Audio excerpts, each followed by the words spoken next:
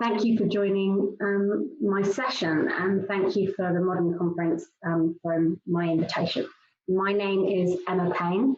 I'm the Global Director at Pret A Manger, responsible for digital products and the technology delivery for transformational change.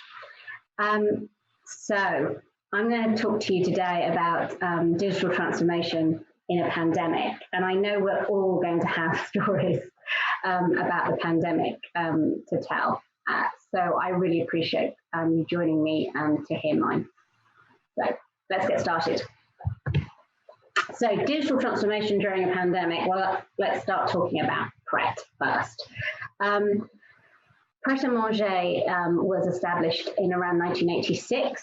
And it was established by our key founders, so Julian Metcalf and Sinclair Feacham.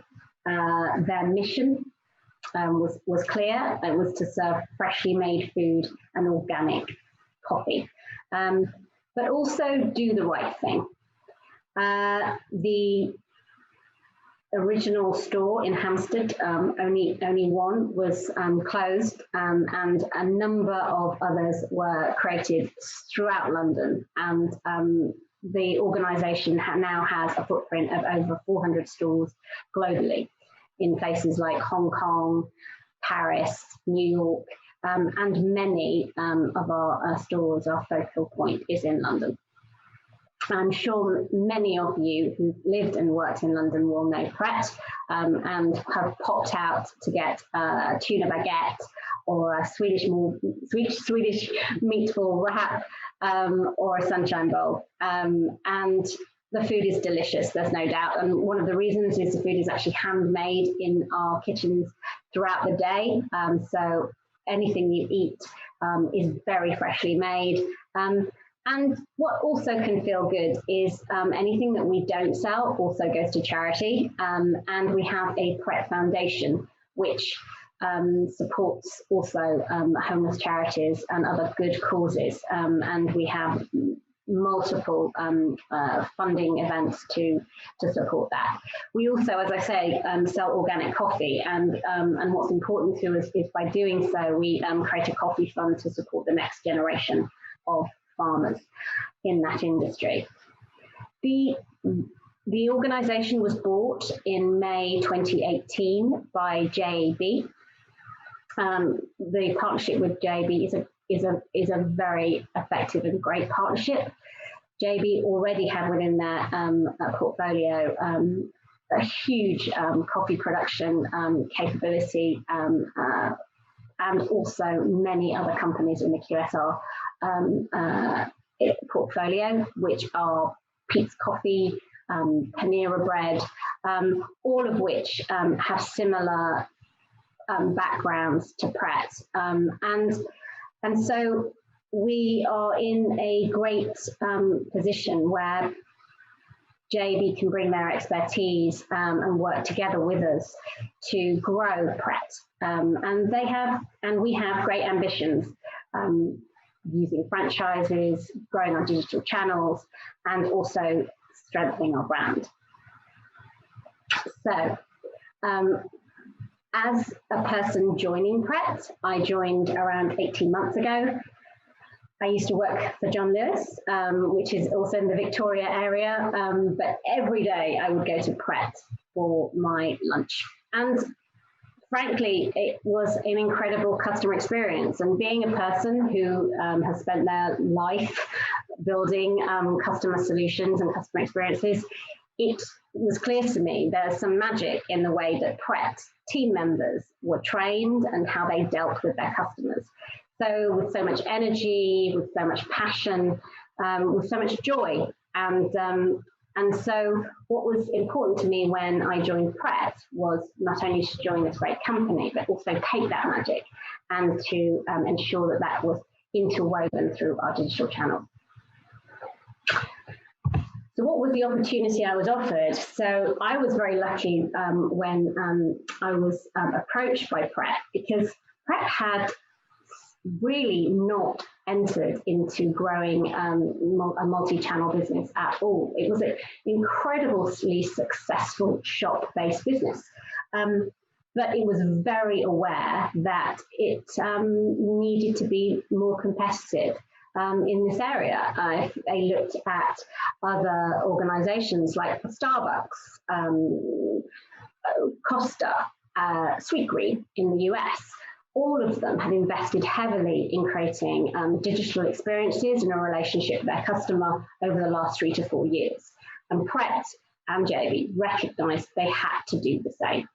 And so what was important for us as an organisation was to start to establish a new digital part of the organisation, and also start to establish new multi-channel opportunities in Pret, not just nationally, but globally. Where we were starting from was interesting. When I arrived, I had a team of 2, and also there was a nearly 5-year-old catering website running on Demandware, and also a few branded websites, multiple branded websites run by agencies. And so we were really starting from scratch. There was no customer database and easily accessible customer data. And so when you're joining something like that and you're starting from ground zero, it's a question of where you start. So I start with principles. Getting started for me is about grounding a group of people within an organisation against what the key objectives are to take forward this work. And a fundamental principle for me, wherever I go, is delivering value while transitioning and scaling to a new technical digital landscape. You cannot invest or ask a commercial company to invest significant amounts of funding into a new digital landscape unless you can say to them, you don't have to wait 2 years. We will grow and scale, and whilst we're doing so, we will drive out customer benefits or commercial value. So when we're transitioning to this best-in-class customer service, we have to prove that out. And we also need to make sure that we can build technical capability that can grow, and we can increase the pace of the delivery of these propositions, and be able to scale and change and adapt. The other point that's really clear is we have to balance innovation with also business need. It's important that we experiment and test and learn, but we also need to recognise there may be some fundamentals that we have to just get on with, which is just the cost of doing business that's important for the organisation to succeed. So there's balance there. Another thing that we know that's a principle that is important is we cannot bolt on a new digital function. Technology and digital have to be the core of any organisation now. And that means that there needs to be established new ways of working. Borders need to be broken down between departments, and we need to be able to work as one organisation. And that means that those new ways of working need to be established and need to mature during that transition. We need to also grow digital in a controlled and sustainable way. That means that we can't expect to deliver a huge P&L burden to our organisations over the next 3 to 5 years. We need to make sure we manage that cost base as we grow the business. And finally, something again also equally important to me is making sure that we make pragmatic decisions in the route that we get there. We might not always be able to go in a straight line. We might have to adapt our plans to prevent a cost of delay to our overall business. So these were our getting started principles, and they were supported by both the board and my very small team that I just mobilised. So once you've done that, and where do you go next? Well, we recognised we needed to create one digital platform that had headless technology, that was adaptable, that we could utilize, but also be creative, and our decision was to go with Commerce Tools, which is probably one of the reasons I've been invited today. Commerce Tools was a company I'd already engaged with at John Lewis and talked to, and I was highly impressed by what they had to offer. They would be able to accelerate us, creating by giving us this platform, but we also could build on it and create elements to it which would be differential for us, but also recognize that we can utilize these building blocks to get us where we want to quicker. So that was a big choice for us. We also made other big choices really quickly.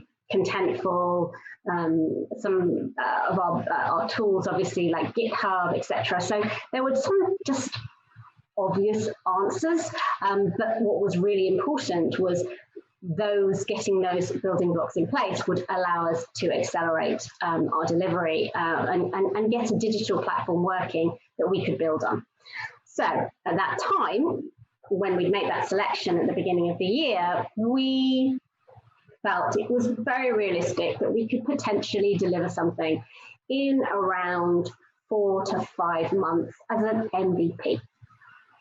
Getting the platform up and running, and actually what we went after was one of our branded sites and said, let's replace that site. It was costing us over 500, 600K a year to support, and that would save us some money and deliver some benefit, and it would take us on our iterative journey to where we needed to be. Of course, when my head of digital product arrived, I think at the end of February, what we weren't expecting really was the pandemic to happen.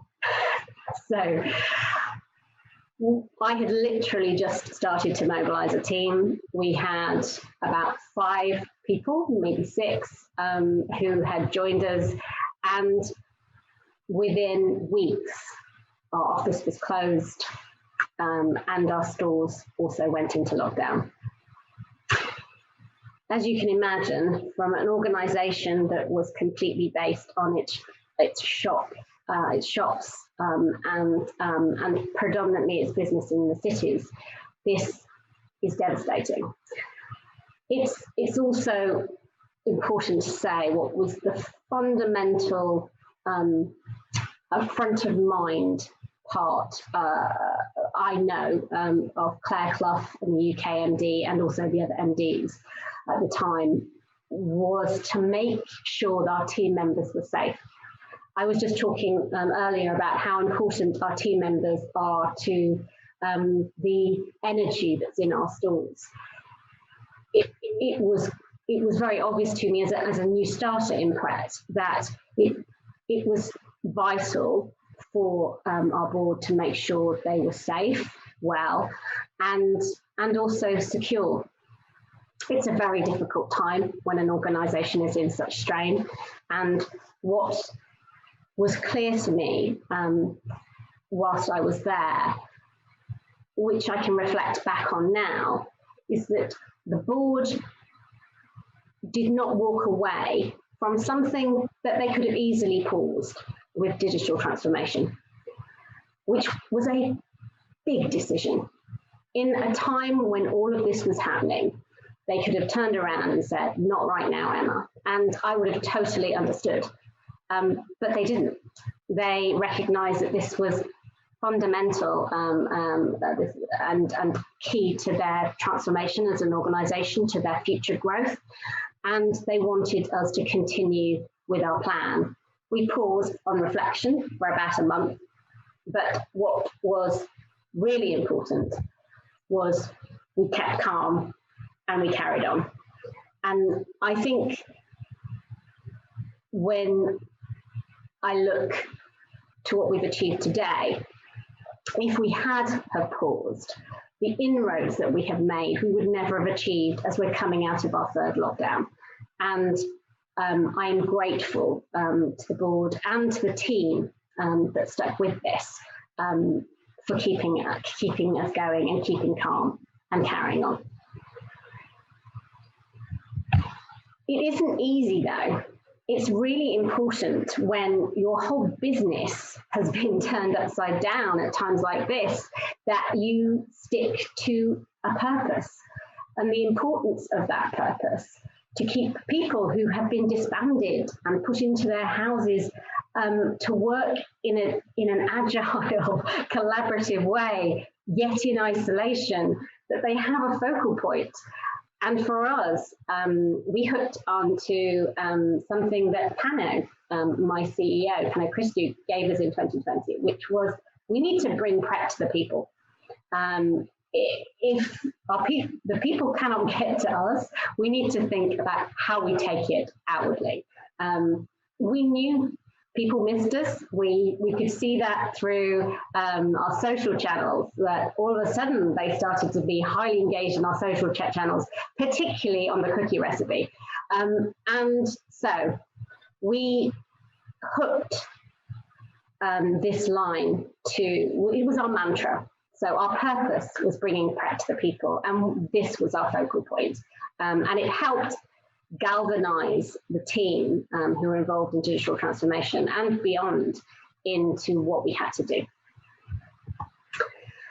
So this is sort of a question really, because as part of doing, thinking about where we went next and building the platform, after we'd achieved the initial replacement of the branded site, which we literally did in around 2 months, with all of the additional work around Contentful and establishing the right platform capability to grow. We then started to think about where we go next. What propositions are our customer really interested in? And it's incredibly hard when you're in a pandemic to think about what our customers truly need. And I say how many days here, because these days listed are the days that people suggest human behavior can actually change. So 21, 66, 264 are all numbers that are given on the internet as recommendations of when human behavior or a new human behavior can be established. Well, we've been going far longer than 264, and I actually think if you look at the way our customers and us as human beings are still trying to adjust, we still haven't established what the new norm actually even is. We're still just establishing new routines. And so what's key and what we started to understand is the importance of continually doing that customer research with customers as they start to evolve their thought, not just about their pandemic, but what they wanted in the future, whenever we were considering making choices of what we prioritize and what we put at the front of the backlog. So some advice that I would give that is a quote from Ted Lasso and also Walt Whitman is be curious but not judgmental. It is so easy when everything is so uncertain to come up with a hypothesis that is truly built on your own perception. I think customers are going to do this. Fair enough, that's great to know, but have you asked any? And if you have, how many? And what is that grounded in? So continuous discussion and research with customers, not just your own, is key. And being curious and not judgmental is good advice, not just in a pandemic, but certainly vital when everybody is trying to think what's going to happen next and what will the new norm be. What I do know is survival cannot be your sole goal. When your world is turned upside down, as Pret's was, it's not about saying, how do we survive? It's saying, how do we reinvent? How do we take all the great things that customers love us for, and how do we evolve that? How do we take it further? How do we take magic that they can see, and also what are the new things that we should be doing with this brand? What's next? It cannot just be, how do we keep alive? If we want to truly transform, even within a pandemic, survival cannot be your only goal. And that's what we did. We recognized our new purpose, which was bringing Pret to the people, and recognized that we couldn't just focus on recreating our old business. We needed to create a new one. So where are we 12 months later? Well, I'm amazed at what was achieved. As I said, in around 2 months, we were able to replace our branded site. Beyond that, now we have a new digital platform that supports mobile web and our iOS app, which was launched recently. We created a subscription service, which has been hugely successful. The response has been fantastic, and it was the first one in the UK, and we're now taking that globally. We have created click and collect in around 30 stores, and we're trialing different concepts in how to ensure that customers get that priority service in the most effective way. We've also extended our wholesale channels and started selling our coffee, ketchups, and also we've gone into marketplace delivery. So we created a partnership with Deliveroo, Uber Eats, Just Eat, but also recognised the complexity that brought and implemented Deliverect in bringing all of those marketplace orders together for our shops to manage. We've created a single customer view on a new data platform in Azure, and we have a customer account, and we are now able to start talking to our customers and understanding our customer behaviour and doing far more analytics. All, as I say, from the ground up. Each of these things were iterative, some ran in parallel. We've been busy. We've mobilised a full team, and a lot of them have never, ever met. Only like you and I today, via a screen. And loyalty, it's underway. So we know there are many other things that we can't wait to start presenting to our customers. And what we've achieved so far in 12 months, I am incredibly proud about, and I am very lucky that the team that were behind all of these deliverables have been so hardworking and critical to their delivery, and in a time that's uncertain and difficult for everybody. So I'm very proud of what we've done in Pret and what we've achieved in such a short space of time. What I'm also conscious of, though, is what we've learned. And these are things that I always think is most important, actually. It's not just about what we've achieved. We've learned that our customers' lives are still changing, and new routines have been created, but many more are still being established. And we can't just assume. We've also been able to observe global trends, and I think that's really important. We've, as I said, not presumed, but I also think it's important to learn, to observe. And globalization shows us that things that are happening in the US, for example, or in Hong Kong, can help us understand how we may want to undertake a relationship in click and collect, for example. A very sophisticated market. We can learn from it. We can see there a few months ahead of us with regard to coming out of lockdown. How are the people responding? It's important to be really observant of those global trends. Also, don't sweat the small stuff.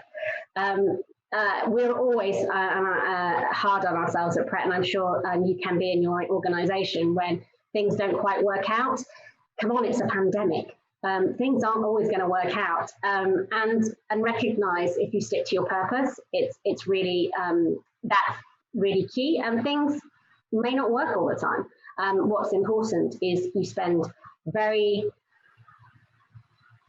little time focusing on the failure itself, but what you've learned from the failure. Personalisation. So everyone talks about the importance of personalisation, and I get it, really I do, but it's personally, I think it's not just all about knowing your customer, it's about your customer knowing you. What we've learned about the pandemic is the relationship a customer is going to have with its brand and how much a customer loves Pret is about its trust. It's about their understanding of you and whether you're authentic or not, or you're open and honest about who you are as a company. Going forward, I think after this pandemic, our customers are going to be very focused on who they give their business to.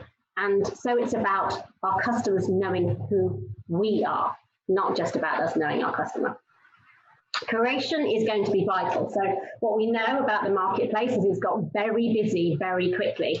Everybody has been getting online. And so our customers are going to be confused about where to go to next. So you've got to make it really, really simple, and curating their experience for them as individuals is going to be key.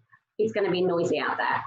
And what will still remain a challenge for us is team building. How can you gather a group of people to work in a collaborative way, driving creativity and working quickly, bouncing ideas off each other when they're not in the same room? So not just because I work for Pret, but it's time to sometimes be going back into the office and spending time together, or wherever you might be, we can get you a picnic.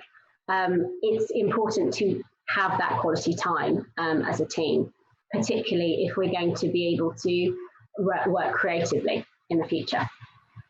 So, where next? Well, it's a good news is people are missing us. So what we have learned from our customers and from feedback is that they still miss us, and we can't wait to get back and open those shops. And that's been happening. I don't know if you've seen the Pret index on Bloomberg, but we can see that the people are coming back into London. But we also need to understand the future of lunch is going to be very different, and the geography is going to be very different. What we are doing is we're looking at lots of different ways to expand our global reach, lots of different ways to get Pret to the people. And there's so much we've learned during the pandemic. It's got us to a point where we feel far more confident than we probably ever did prior to the pandemic about the opportunity that could be out there and the things that we can just go and try. And so we're ready. So as the final line, something we have said, as you may have done the same, at the end of many a Zoom call or a Teams meeting, I'm very excited to see you all on the other side with your Pret subscriptions and your Pret app and that favourite sandwich or salad that you'll be having, hopefully with a little bit of joy at Pret. Thank you.